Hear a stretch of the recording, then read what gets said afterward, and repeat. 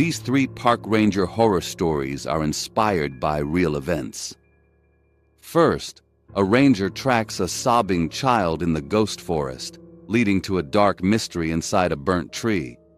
Next, 2 men are found drowned in the zone of death, lying on bone-dry land with no water nearby. Finally, a park ranger finds snowshoes standing upright on a frozen lake, with 0 footprints. Watch until the end. You won't believe what was hidden inside those boots.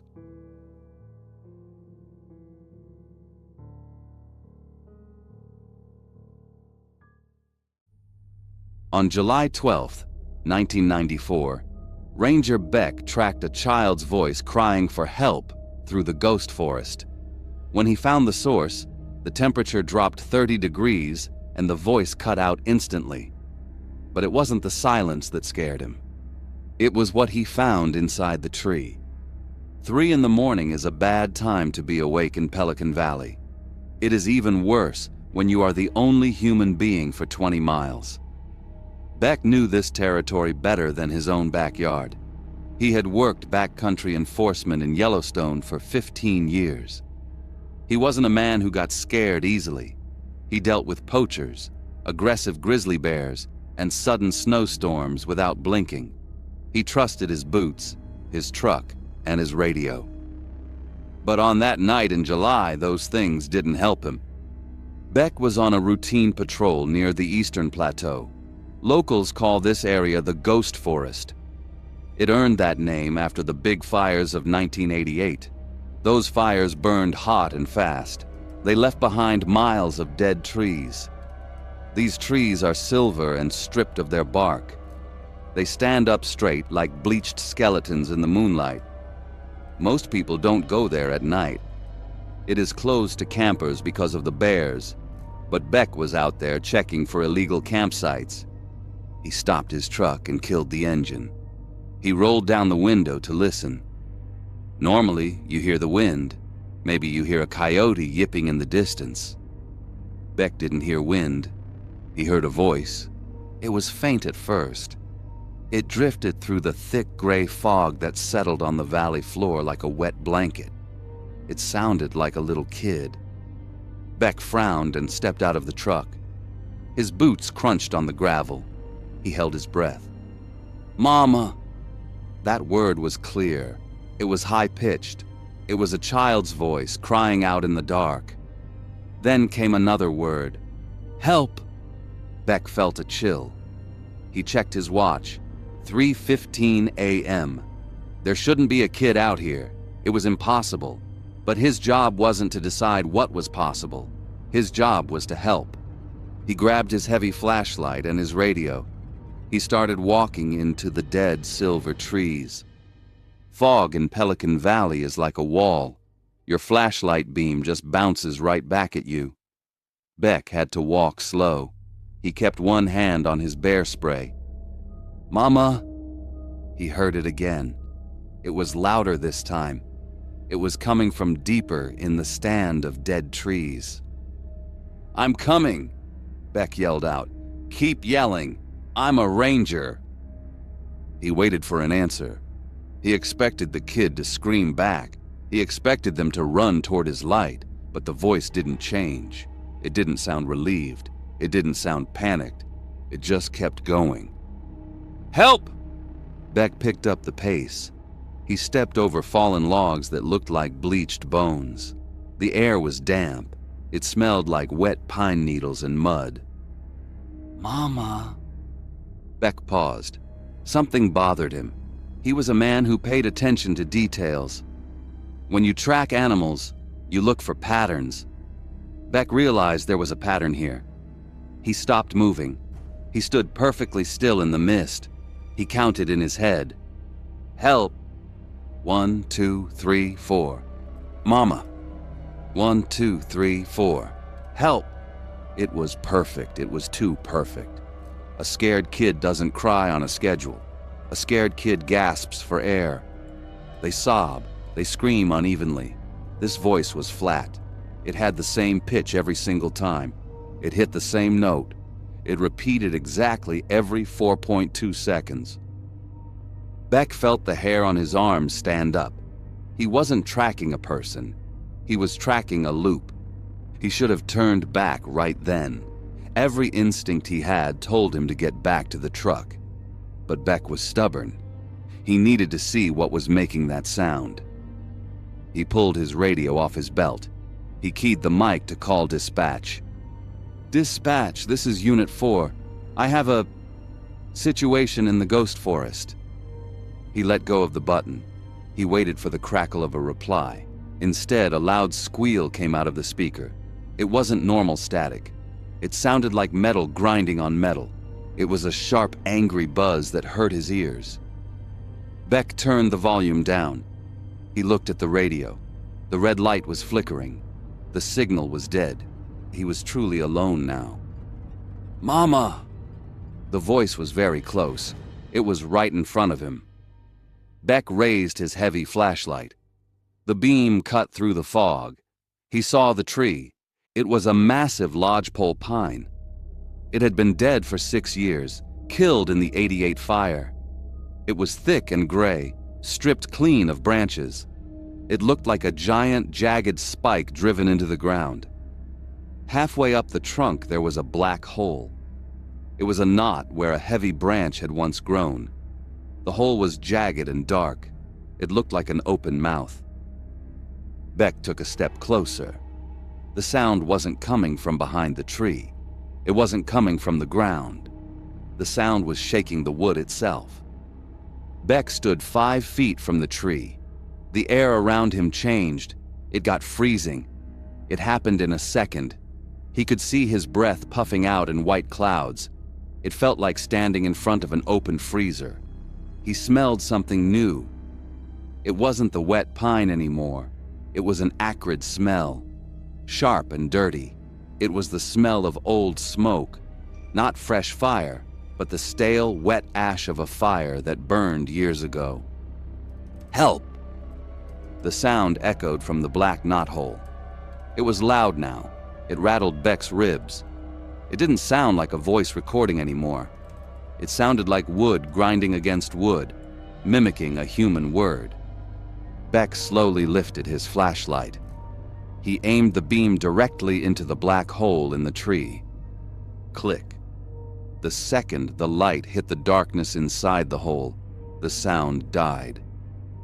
Total silence. The cry cut off in the middle of a word. It was like someone pulled a plug. Beck stood there shaking. He stared into the hole. He didn't see anything, just blackness. He backed away slowly. He didn't turn his back on the tree until he was safe in his truck. Beck didn't sleep that night, but he was a professional.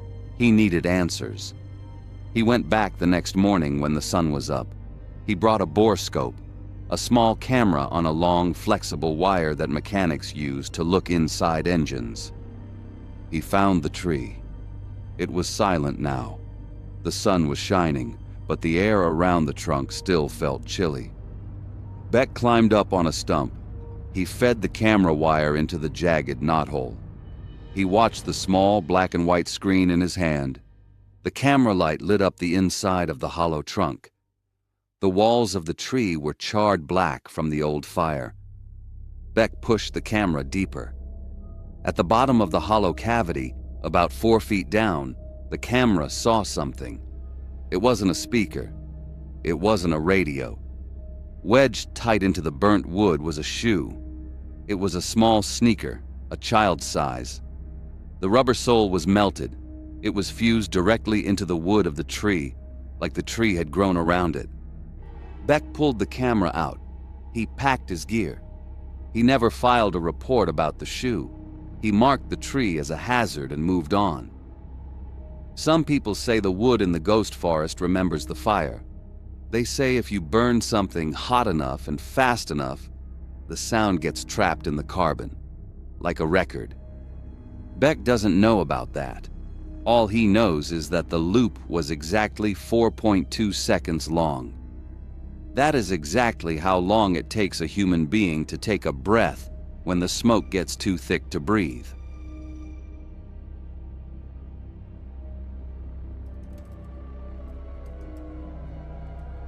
Death Gulch is a geological trap where invisible carbon dioxide kills anything that breathes. When Ranger Glass found two men sitting upright in the basin, he assumed they suffocated. Ranger Glass could explain the gas. He could even try to explain why the autopsy said they drowned in a desert. But the impossible drowning wasn't the detail that terrified him. It was the date on the file, 1966, and the realization that these men didn't die by accident. They died in the only 50 square miles of America where murder is technically legal. Working for the National Park Service means you live by a simple rule. If you can't measure it, it doesn't exist. Glass was a man who trusted what he could touch. He trusted his compass. He trusted the weather report. He spent his days patrolling the Lamar Valley, a place of hard rocks and honest wind. It was a rough country, but it made sense. But the gulch was the place where the rules stopped working. It was a limestone bowl carved into the earth. The air down there didn't move. It just sat, heavy and invisible, waiting for something to make a mistake. The silence was heavy. It pressed against your ears until you wanted to check your radio just to hear static. Glass hiked to the rim on a Tuesday. The heat was a physical weight on his shoulders. The sun hammered the white rocks until they radiated like an oven door. The grass was yellow and brittle. It hadn't rained in weeks. That's when he saw them. Two hikers. They were sitting side by side on a flat rock in the center of the kill zone. They weren't slumped over in a pile. They weren't clawing at their throats. They were sitting up straight, hands folded in their laps, staring at the empty, shimmering heat. Glass didn't run. He knew the drill. He stopped and pulled on his safety gear. He tightened the straps of his respirator until the rubber dug into his jaw. He checked the seal. He listened to the rhythmic hiss of his own breath. He walked down into the invisible poison. When he reached them, the first thing he noticed was the stillness. Gas victims usually fight for their last breath. These men looked like they were waiting for a bus. Glass checked Miller first. No pulse. Skin like cold wax. Then he saw the water. A single drop rolled down Miller's chin. It cut a clean line through the dust on his face and landed on his shirt. Glass looked at the ground. It was powder. He looked at the spring. It was a mud puddle 20 feet away. He leaned in. The shirts were unbuttoned. On the ribs of both men was a tattoo, a black circle with a jagged sun inside. Glass noted it for the report, probably just some club or fraternity, and focused on the job. He hauled them out. He filed the paperwork. Carbon dioxide asphyxiation. He went home to scrub the dust off his skin. He thought the job was done. 3 days later, the coroner called. "Glass," the coroner said. His voice was tight. "I need you to come down here. The report is wrong." "It was the gas," Glass said. "It wasn't gas, it was drowning. Violent drowning. Their lungs are full." "There's no water in the gulch," Glass argued. "We found algae in the fluid," the coroner said. "It matches Mirror Lake. That's 5 miles away, over a ridge." Glass hung up. He drove back to the campsite where the men had stayed. He found their tent. He found their canteens full of water. They hadn't drunk a drop. Back at the office, the silence felt heavier than usual. Glass sat in the dim light, the crime scene photos spread across his desk. His eyes kept drifting back to that tattoo, the jagged sun. The answer wasn't in the current database. It required a trip to the basement archives. Hours passed as he sifted through old law enforcement bulletins, searching for that specific ink. The recent files offered nothing. Finally, in a dusty box labeled 1966, he found it. As he read the file, the blood drained from his face. Most people think of the 60s as the summer of love, but the documents told a different story. In 1966, the National Crime Index didn't just go up, it exploded. Homicides spiked by 27% in the cities. A wave of violence washed over the country, but the file highlighted something else. A date, April 30th, 1966, the founding of the Church of Satan. It was year one for the occult in America. Groups started moving out of the cities. They moved into the woods. Glass turned the page and found the scariest number of all: 0. In 1966, the FBI had no classification for cult murder or ritualistic killing. There was no checkbox. That meant if a group took you into the woods and sacrificed you, the government didn't count it as a ritual. They called it a runaway. They called it an accident. They called it unsolved. 0% of cult murders were solved as cult crimes. Glass looked at the map of the park. He looked at where Miller and Holloway had died. He looked at the area known as the Zone of Death. It's a 50-square-mile strip of Yellowstone that sits in Idaho. No one lives there. Not a single soul. The legal brief in the file was clear. The Sixth Amendment says a criminal has the right to a jury from the district where the crime was committed. But the District of Wyoming covers that unpopulated strip of Idaho. If you kill someone there, no jury can be formed. Technically, legally, you can't be tried. The cults knew this. They figured it out 40 years before the law professors did. There was one last paper in the file. A missing person report from that same summer. It listed a name, a real boy. For the sake of anonymity, we will call him Eugene, 8 years old. Date, July 12, 1966. Location, Cascade Picnic Area. Eugene vanished. His father was less than a few hundred yards away. One of the largest searches in park history. Helicopters, bloodhounds, federal agents. They never found a scrap of clothing. They never found a bone. He just ceased to exist. Glass looked back at the photos of Miller and Holloway. He looked closer at the tattoos. The skin around the ink wasn't just red from a needle. It was charred. It was branded. They weren't pilgrims, they were cattle. Someone else had been in the gulch that day. Someone who knew about the Zone of Death. They had taken Miller and Holloway. They had marked them. They had marched them into the gas like livestock into a chute. The killers paralyzed them. They made them sit. They made them wait. But the water? That is the part Glass still can't explain. The coroner had the science. Mirror Lake algae in the lungs. The crime scene had the facts. Bone-dry dust on their boots. If they were drowned at the lake and moved, their clothes would be wet, and their boots would be muddy. If they were drowned in the gulch, there would be water on the ground. Neither is true. The mechanics of the murder remain impossible. It is a locked-room mystery with the sky as the ceiling. The cult found a way to fill a man's lungs with a lake 5 miles away without leaving a drop of evidence on the ground. Glass closed the file. He locked it in his desk. He doesn't go near the backcountry alone anymore. He realizes now that the park isn't just nature. It's a hunting ground.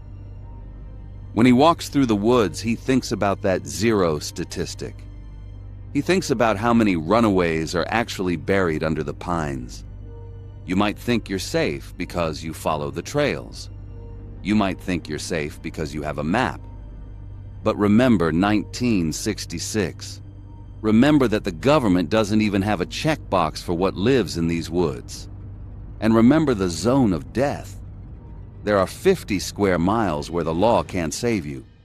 Miller and Holloway went for a hike. They ended up as a sacrifice to something that knows how to drown men on dry land. The next time you are hiking and you see a group of people standing a little too still, or you see a symbol carved into a tree that looks like a jagged sun, don't stop to take a picture. Turn around. Walk away, because if you go missing out there, you won't be a murder victim. You'll just be another statistic that no one knows how to count.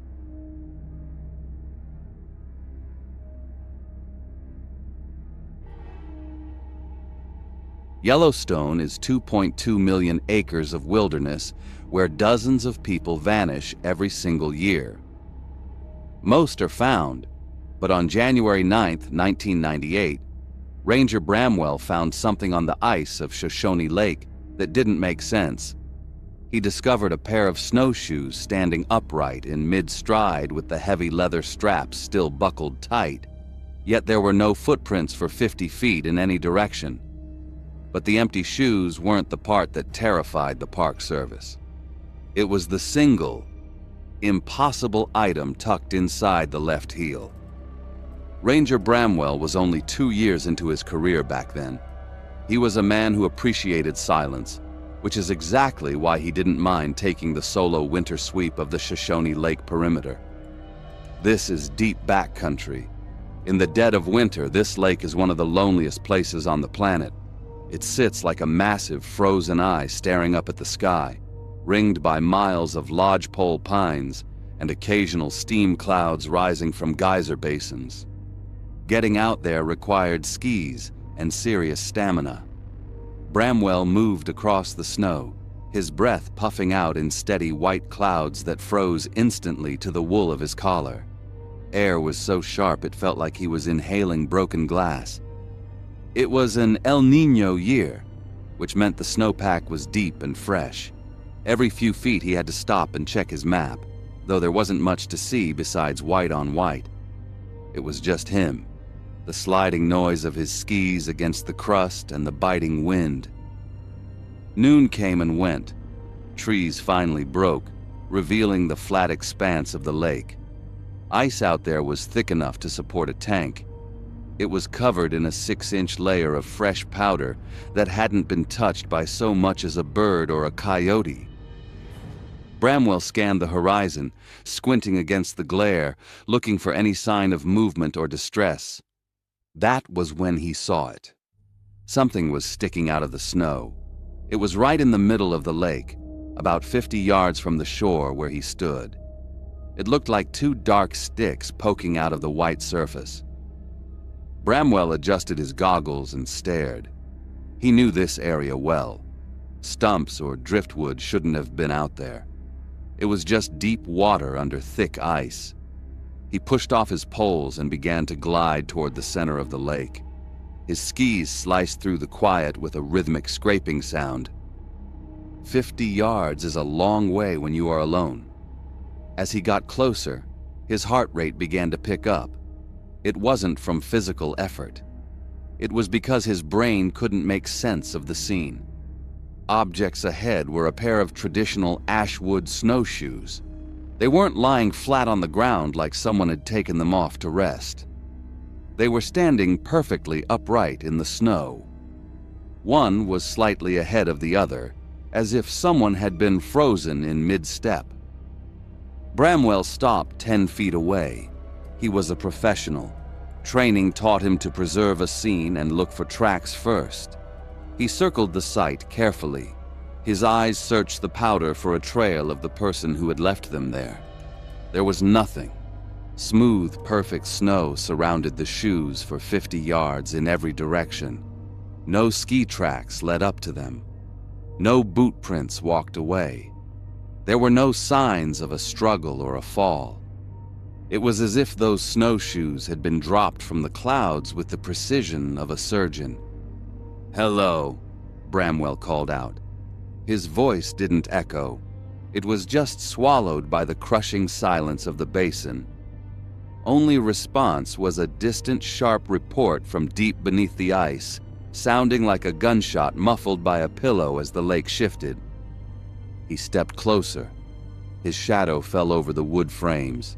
He knelt down to get a better look, and that was when the professional part of his brain started to scream. Thick leather straps of the bindings were still buckled. Not just buckled, but pulled tight to the very last notch.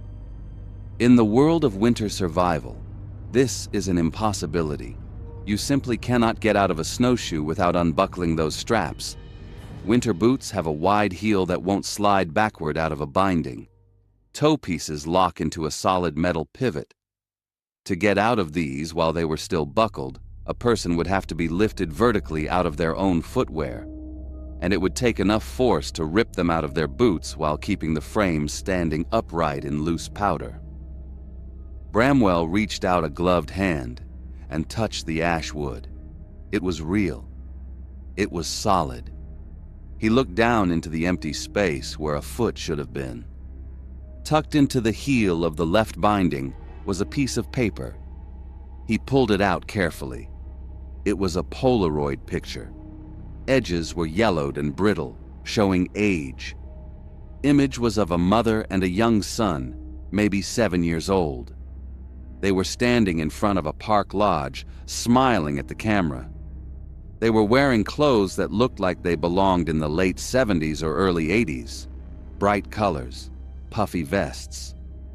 Bramwell touched the face of the photo. It was completely dry. That was the detail that made his blood run cold. If that photo had been sitting in the snow for more than an hour, moisture would have warped it. It would be wet and ruined. But it was dry. Someone had placed it there recently. Bramwell stood up and spun around, scanning the tree line. He felt a tight pressure in his chest. He looked at the photo, then at the empty, upright snowshoes, then at the horizon. Nobody was out there for miles. No holes in the ice nearby. No thermal vents that could have swallowed a man. He spent the next 4 hours calling for backup and widening his search. He checked Shoshone Geyser Basin, thinking maybe someone had wandered into a steam cloud and vanished. He looked for any sign of a plane crash or a helicopter landing that could explain the lack of tracks. Nothing. He radioed base to run a check on missing persons. Park records for that year showed no missing persons reports that matched the equipment or the description in the photo. Search teams arrived the next morning. They found exactly what Bramwell had found: a perfect circle of undisturbed snow. A pair of buckled shoes standing like sentinels. A photo of a family that didn't seem to exist in any modern database. Case was eventually filed away under unexplained. In the official report, investigators noted the strange placement of gear. But without a body, without a crime scene, and without a single track, they had nothing to go on. They couldn't even prove someone had been there at all. Bramwell didn't stay a ranger for much longer after that. He handed in his resignation a few months later. He told a friend that it wasn't fear of being attacked by an animal that got to him. It wasn't the cold or isolation. It was what he called the upward force. Every time he closed his eyes to sleep, he saw those leather straps pulled tight. He couldn't stop thinking about the physics of it. He thought about how much power it would take to pull a grown man straight up into the air, vanishing him into the sky, leaving his shoes behind like a snake shedding its skin. People still hike Shoshone Lake today. They walk over that same ice, listening to wind whistle through lodge poles. They think they are alone in the backcountry. But Bramwell knew better. He knew that sometimes the park doesn't just take you in normal ways. Sometimes it reaches down and picks you up. It leaves nothing behind but a memory and a pair of empty shoes standing in the middle of a frozen sea.